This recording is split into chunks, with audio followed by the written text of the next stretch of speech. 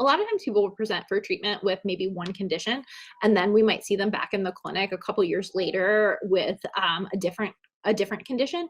And so when you're focusing on symptoms in treatment, patients are learning how to apply the skills, the same CBT skills, but they're learning to apply these skills in a really like focused way towards like say your panic or your GAD.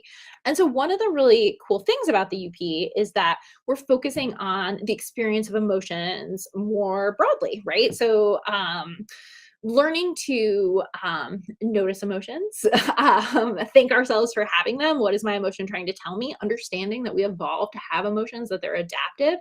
And so rather than engage in those knee jerk strategies to push them away, thinking about ways that that we could engage in kind of long-term strategies that might require us to feel those emotions a little bit more, but will set us up for more success going forward.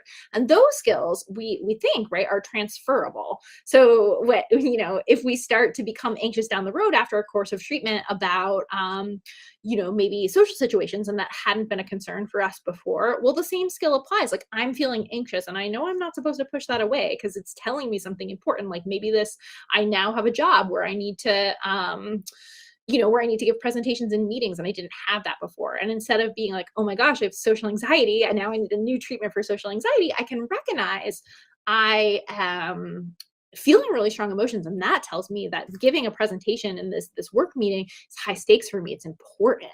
And I know that I'm not supposed to avoid it.